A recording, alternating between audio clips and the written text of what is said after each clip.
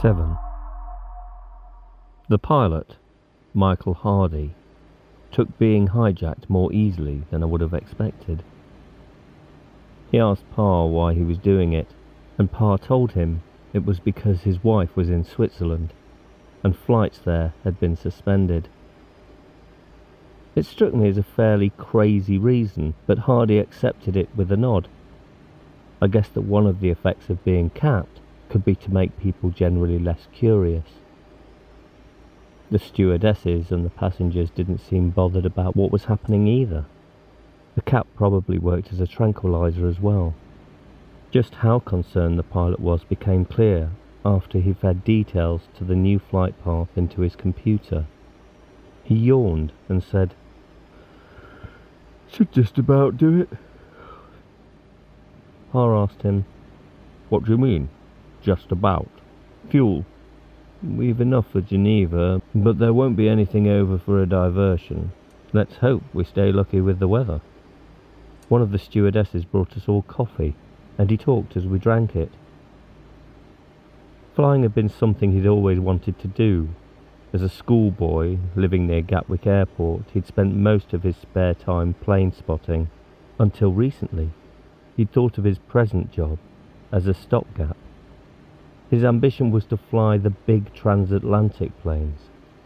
Munching a biscuit, he said, "Funny that. Looking back, I mean, why bother?" Pa said, "You're happy now to stay on the local run?" Hardy paused before answering. "I've spent years ferrying people around the sky at hundreds of miles an hour. What's the point? They'd be just as happy where they are. Happier. My wife's got a share in a farm, and I think I'd rather help out with that than fly. People don't need airplanes, or cars and trains for that matter. Do you know what I would like? A horse and a trap. I'd really like that." He did another computer reading in mid-flight, which showed fuel was lower than predicted. "Getting towards touch and go," he said casually. "Paris would be easier." Pa didn't answer right away. I wondered if he was waiting for Hardy to add something, or reconsidering the situation. Geneva meant Ilsa for him, and escape from the tripods for all of us. It also might mean taking a chance on the lives of everyone on the plane. "You stick with Geneva," he said at last. Hardy nodded.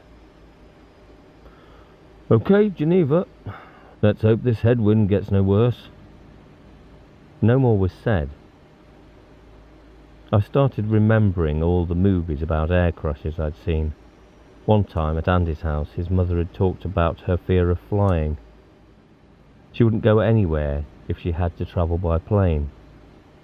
I thought it weird at the time, but I didn't now. We were up here in the metal tube, miles high, and if the fuel ran out, our chances of survival were just about nil.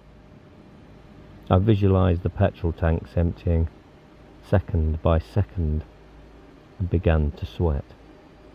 I thought too of what Hardy had said, of his feelings since being capped.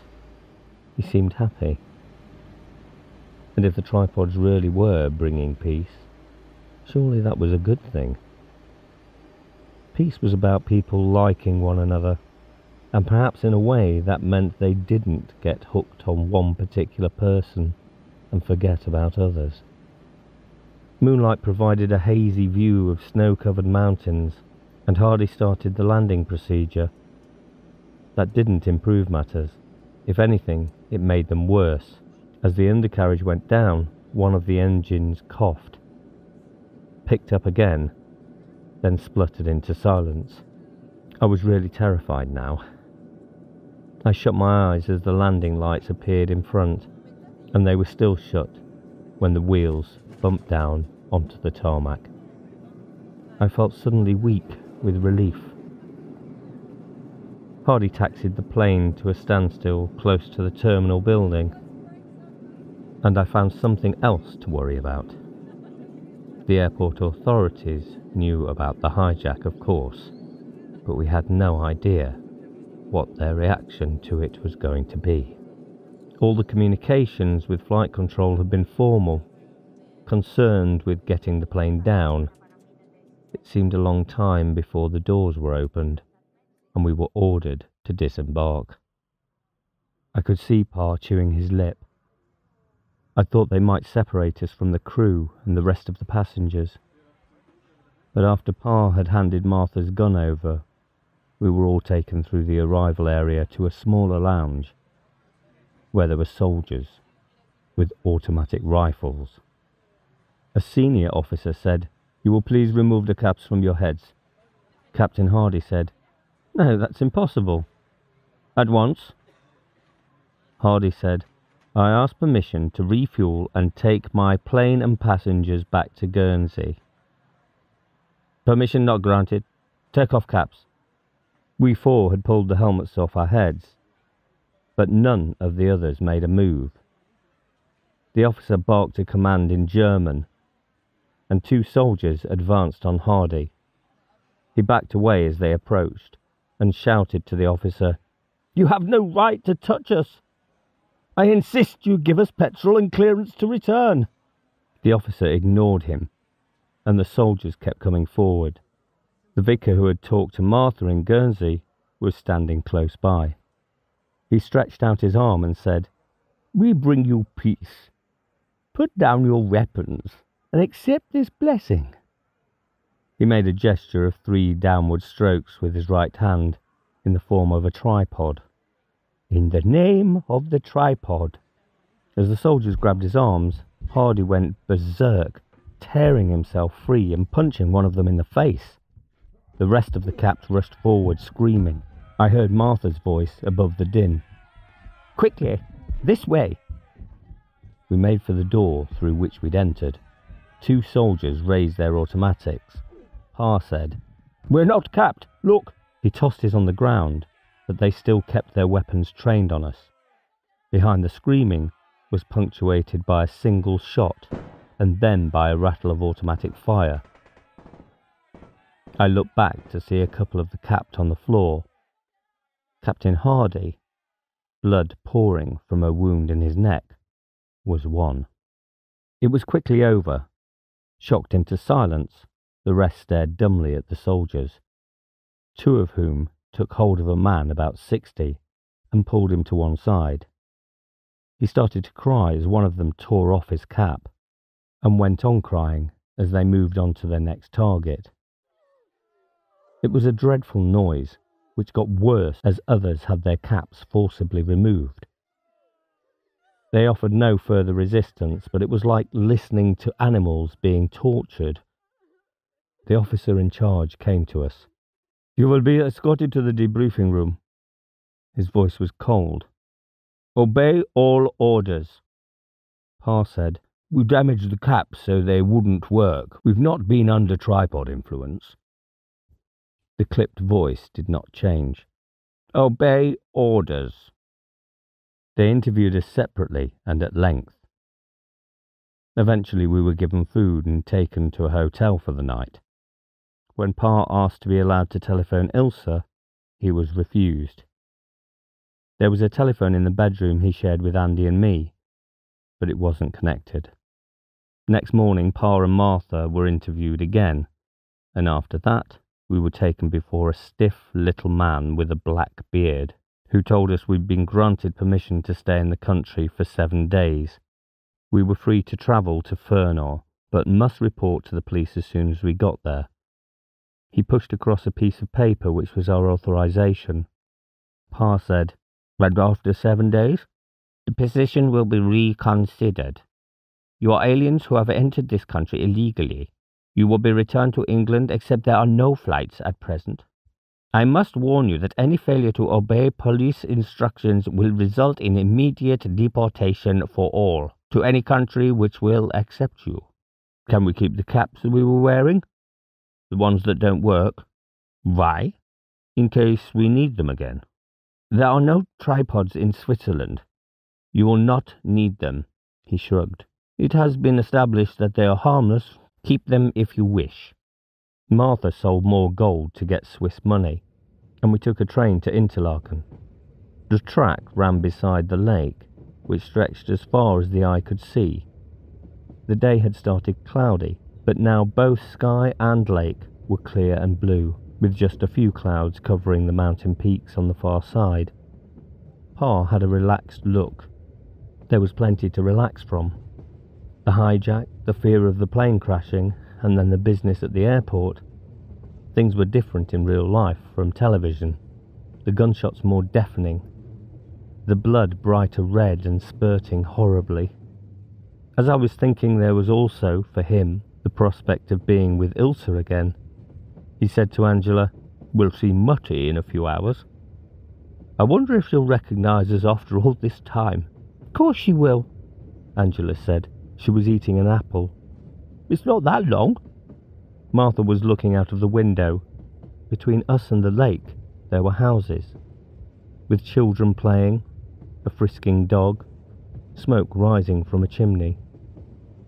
She said, "It has a nice safe look, do you think? Do you think we'll be given that extension?" Pa stretched. "I'm sure of it. You get the bureaucrats at airports. Local police are different." The train stopped at Lausanne, where the timetable scheduled a 30-minute wait. I asked Pa, "Can Andy and I have a look around? We'll be back in plenty of time." "Better not, just in case." I thought quickly. "I'd like to see if there's something I can get as a present for Ilsa. It's her birthday next week." Angela wasn't the only one who could play that sort of game. He hesitated, but said, "All right, as long as you're back in quarter of an hour." Martha said, "I don't think you'll be able to buy anything with English money. I was wondering if you could change some for me." "And how long before I'm able to use what I change?" She smiled and fished in her wallet. "But I suppose I asked for that. 20 francs. It'll have to be something small." "You'd better have a bit to spend too, Andy," Angela said. "And me?" I said, "No, you stay here." "If you're going, I can." Her eye had a steely look. "It isn't fair if you get a present and I can't. She's my mother." I argued, but didn't expect to win. Martha gave her 20 francs as well, and she tagged after us while we explored the station. We found a little shop, and I wondered whether to get Ilsa chocolate or a doll in peasant dress.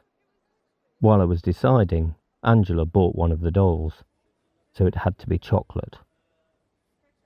There were 2 sizes, at 9 francs and at 19.